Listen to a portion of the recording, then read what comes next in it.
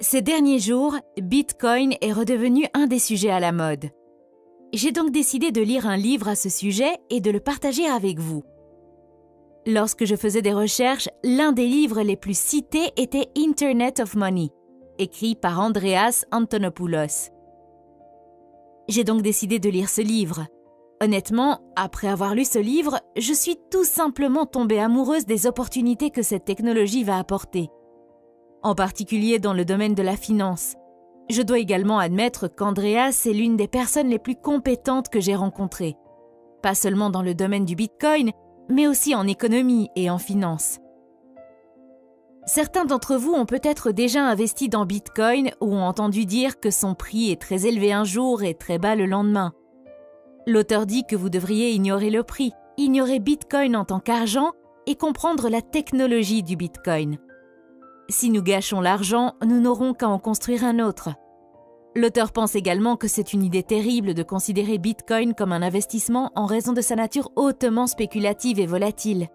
Pour l'instant, le meilleur investissement que vous puissiez faire est de vous informer sur cette technologie parce qu'elle va changer le monde et quiconque le comprendra en tirera profit. Qu'est-ce que Bitcoin ? Beaucoup de gens pensent que Bitcoin est une monnaie numérique, mais c'est bien plus que ça. Dire que le Bitcoin est une monnaie numérique, c'est comme dire que le courrier électronique est Internet. L'argent n'est qu'une première application. Lorsque les gens appellent Bitcoin une monnaie numérique, ils passent à côté de l'essentiel. L'euro est une monnaie numérique. Le dollar est une monnaie numérique. Lorsque vous payez votre nourriture par carte, vous utilisez une monnaie numérique.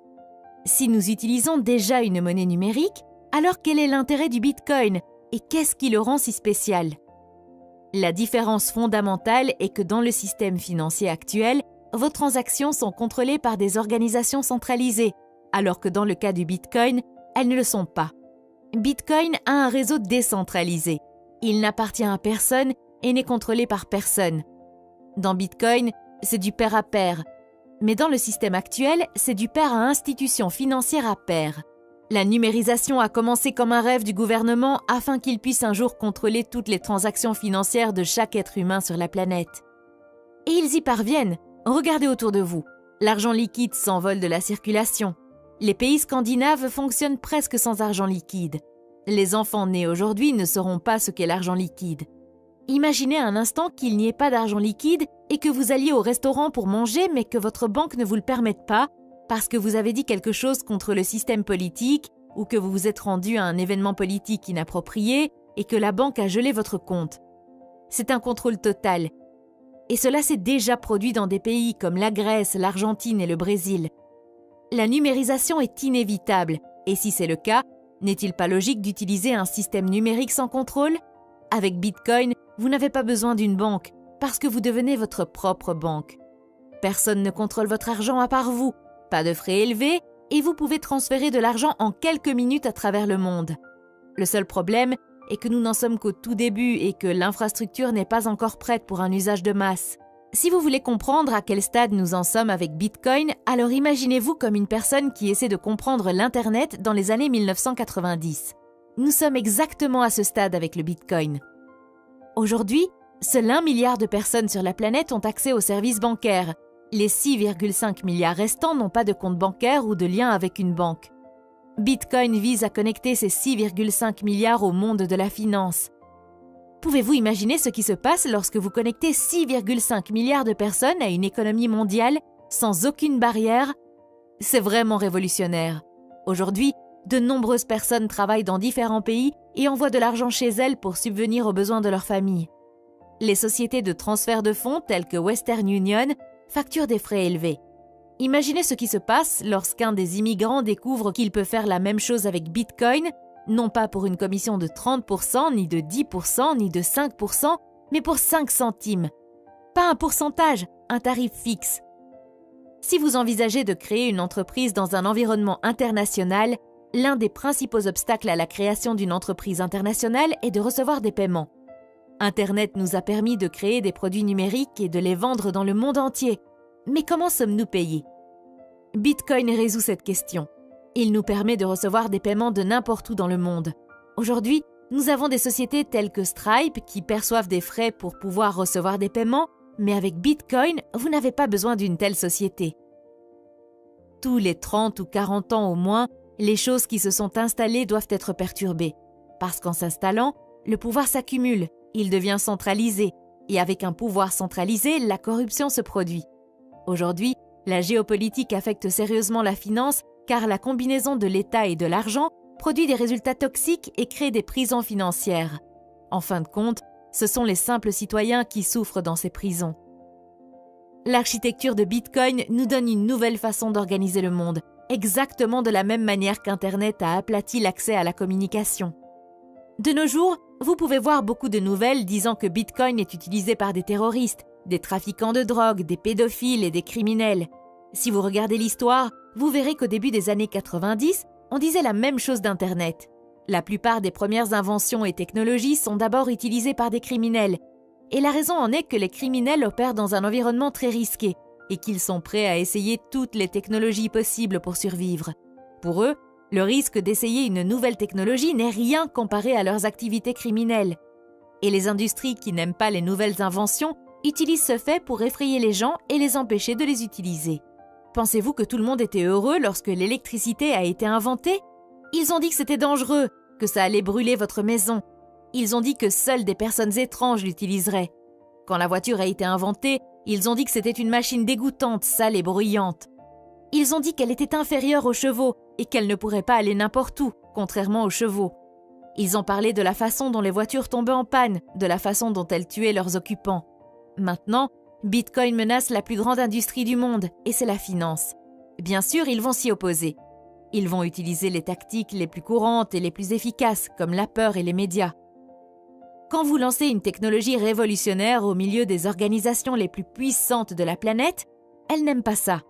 Ils vous diront que nous craignons que les criminels utilisent Bitcoin, mais la vérité est qu'ils sont bien plus terrifiés que nous de l'utiliser. Ils disent que Bitcoin n'est pas sûr. En matière de sécurité informatique, il existe un terme amusant appelé pot de miel, honeypot en anglais. Un pot de miel est un système conçu pour attirer les pirates informatiques. La plupart des sociétés informatiques, comme Google et Apple, utilisent cette tactique. Par exemple, lorsqu'elles construisent une nouvelle application, elles annoncent une grosse récompense pour quiconque peut la pirater. Quel plus grand pot de miel pourriez-vous avoir qu'un réseau financier qui a 6 milliards de dollars sur lui? Si vous piratez Bitcoin, vous recevrez une récompense de 6 milliards de dollars pour avoir trouvé un moyen de le pirater. Personne n'a encore collecté cette récompense et ce n'est pas parce qu'ils n'ont pas essayé. Ils ont essayé sans arrêt, mais Bitcoin est résistant. Au cours des 15 à 20 prochaines années, nous assisterons à un énorme changement dans les infrastructures financières. Mais pour l'instant, nous sommes au début de la route et beaucoup de gens sont sceptiques, ce qui est tout à fait naturel. D'abord, les humains ont commencé à faire du troc entre eux. Puis, ils ont utilisé des métaux précieux à la monnaie de papier, du papier aux cartes plastiques. Cette transition a été douloureuse à chaque fois. Pensez-vous que les gens ont peur de Bitcoin? Imaginez à quel point ils ont paniqué quand on leur a annoncé que maintenant, au lieu de faire du commerce d'or, ils feraient du commerce de morceaux de papier. Bitcoin est un changement encore plus radical que cela. Dans notre système financier actuel, la relation entre la banque et son client est très similaire à la relation maître-esclave. Et voici la question la plus inconfortable que vous devez vous poser. Qui est l'esclave? Parce que dans un système de dette, l'une des deux parties est toujours l'esclave. Le maître ne vous sert pas vraiment, ils se servent eux-mêmes parce qu'ils sont maîtres. C'est l'architecture de l'argent dans laquelle nous vivons. C'est l'architecture de l'argent que nous utilisons dans notre civilisation. Une architecture de l'argent dans laquelle vous n'avez aucun contrôle. Une architecture de l'argent dans laquelle chaque interaction est médiée par une tierce partie qui a un contrôle absolu sur cet argent. Aujourd'hui, si vous allez à un distributeur automatique et que vous y introduisez votre carte, la banque peut vous donner votre argent, mais un autre jour, elle peut décider de ne pas vous le donner. Comme l'ont découvert les habitants de Chypre, de Grèce, de Venezuela, d'Argentine, de Bolivie et du Brésil. Un jour, vous allez à la banque et la banque ne veut pas vous donner l'argent, parce qu'elle n'est pas obligée de le faire. C'est l'essence même d'une relation maître-esclave. Bitcoin est fondamentalement différent parce que dans Bitcoin, vous ne devez rien à personne et personne ne vous doit rien. Ce n'est pas un système basé sur la dette, c'est un système basé sur la propriété absolue. En ce moment, vous pourriez penser que je déteste les banquiers et les personnes qui travaillent dans les banques. Ce n'est pas vrai. J'ai travaillé avec beaucoup de banquiers. Ce sont des gens bien, Ils essaient de nourrir leur famille, de payer leur hypothèque, de garder un emploi stable. Cela n'a rien à voir avec le fait que les gens soient mauvais. Cela a à voir avec le fait que ces institutions, par leur forme, par leur architecture, produisent des résultats qui ne sont pas bons. Elles produisent des résultats qui ne sont pas égalitaires. Elles produisent des résultats qui sont restrictifs. Elles commencent à exprimer le nativisme, le nationalisme, le tribalisme, la structure des classes, et toutes ces choses font du monde un endroit plus petit. Si vous regardez ce qu'est réellement l'argent, vous verrez que l'argent n'est qu'une forme de communication. C'est juste une langue. L'argent lui-même n'a aucune valeur. La vraie valeur est votre temps et votre travail.